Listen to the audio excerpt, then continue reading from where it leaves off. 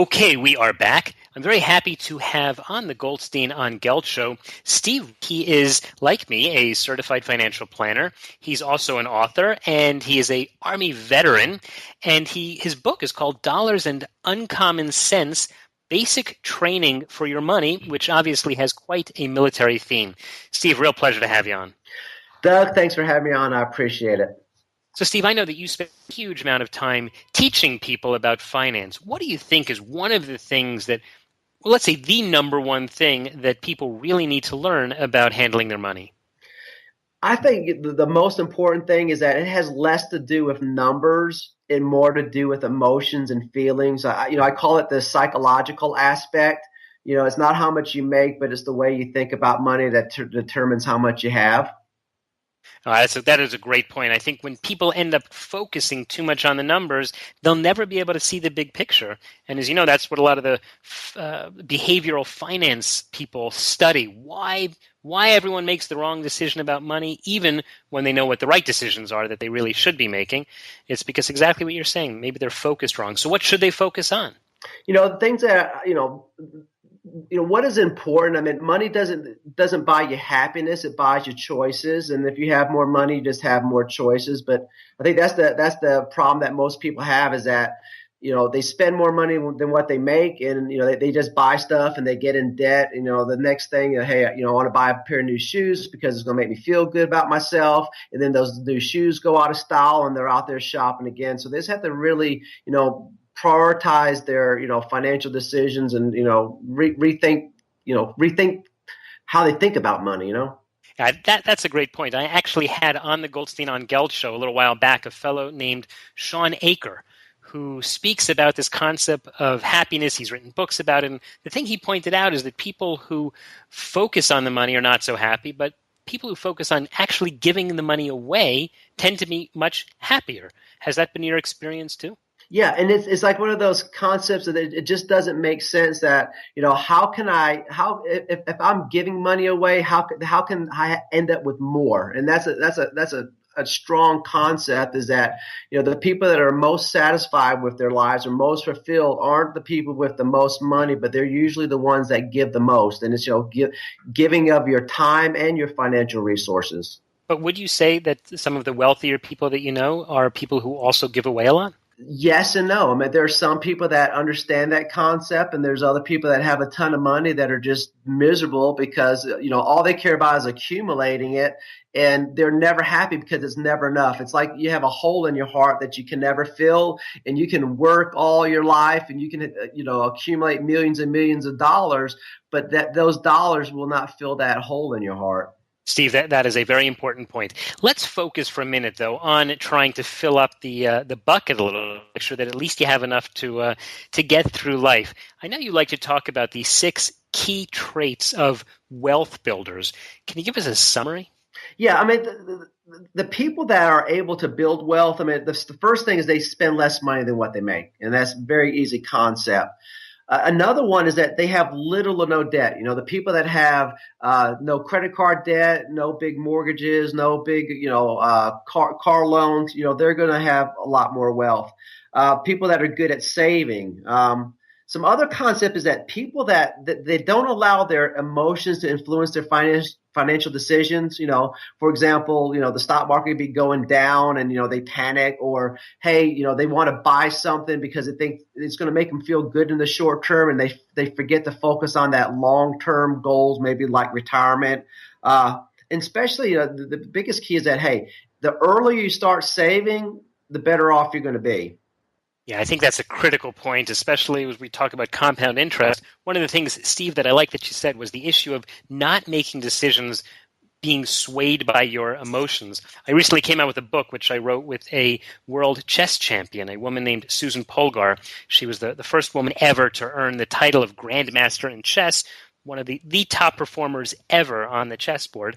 And one of the things that she pointed out to me as we were talking about how the ideas from the chessboard could be translated into becoming a better investor is she said that she just looks at the pieces in front of her and she doesn't let herself get nervous about what's going on, or if the other side gets a bigger advantage, she doesn't start panicking about it. And she said, how do investors do that? And I said, the good investors do the same thing.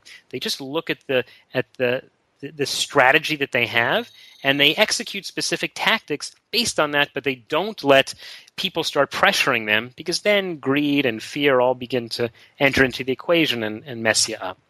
Yeah, I definitely agree with you. It's like, if you're taking a airplane ride to New York and you start experiencing some turbulence, you're not going to jump out of the airplane. You're going to ride it out and eventually get to your destination.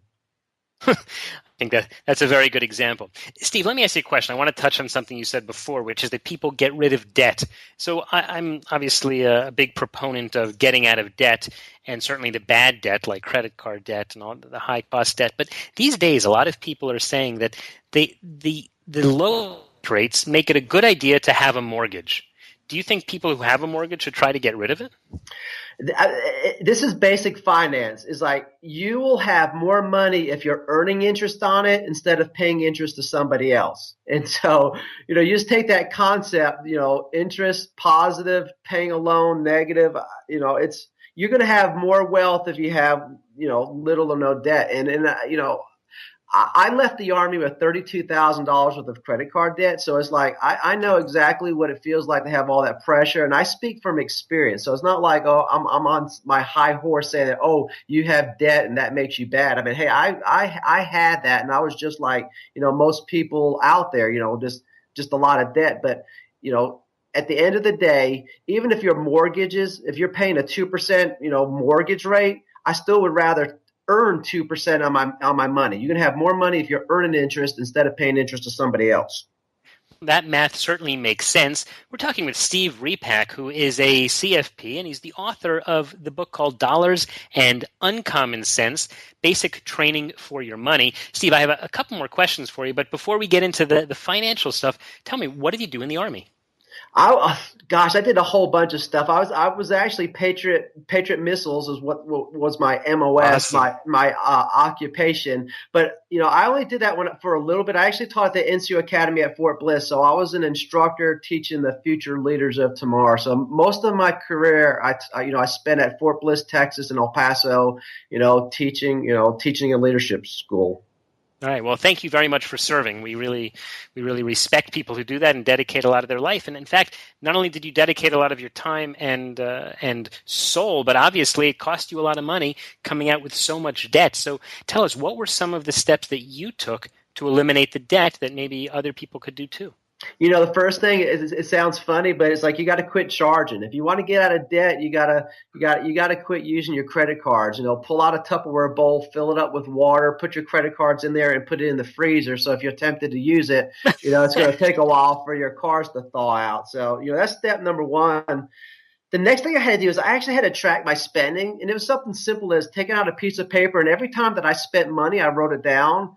And it was just unbelievable the amount of money that I was just wasting that I had no idea that I was spending. So once I started tracking my expenditures, I knew exactly where my money was going. And then I was able to say, okay, maybe I'll need to go out to eat every single day. Maybe I'll go out to eat maybe once a week. And, once I was able to eliminate that excessive spending, I was able to build my savings, which, you got to have savings. I tell people you need to build up, have at least $1,000 in savings before you even start to worry about getting out of credit card debt. Because what kept on happening to me is that I'd have those emergencies. My transmission would go out. I'd get a flat tire, and I'd have no money in savings, so I'd always have to pull out my credit card. So once I built up my savings, then I put a plan together. What I did is I started paying most towards the credit cards that charged me the highest interest, and a few years later, I eventually got out of credit card debt. Wow, that is amazing. So those rates, which are very high, on the one hand, we see the exact opposite when people invest their money in these days in banks and the like, where they get such little interest. And the people that seem to be getting hit the hardest, and often who do have a problem with debt, are people who are retiring because they were used to getting a monthly payment from their salary. Now they're saying, okay, I'm going to invest my savings so I can live off the interest, and they're finding they can't do that. What do you recommend to these people?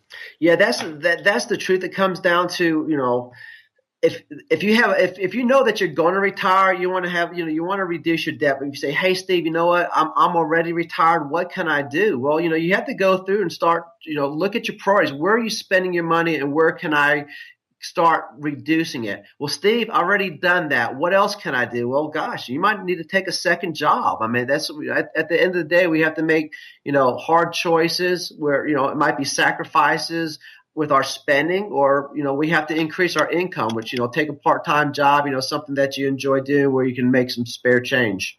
Wow, that is somber advice, but unfortunately for a lot of people, that's very necessary. I guess it's the people who didn't plan when they were much younger to build up a retirement portfolio. Steve, we're just about out of time. We've been talking with Steve Repak, who's a certified financial planner, an author, and a speaker about finance. In the last few seconds, tell us, how can people follow you and follow the work that you're doing?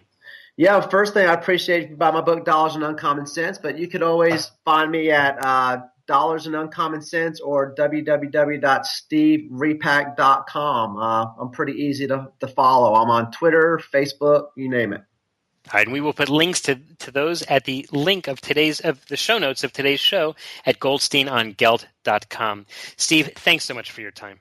Doug, it was an honor. Thanks for inviting me.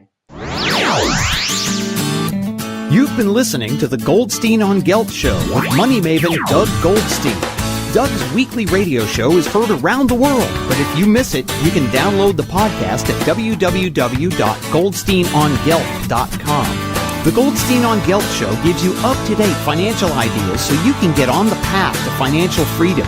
If you'd like your questions answered on the air or off, send Doug an email to doug@profile-financial.com. It's your money for your future, so join Doug every week to build your wealth on the Goldstein on Gelt Show.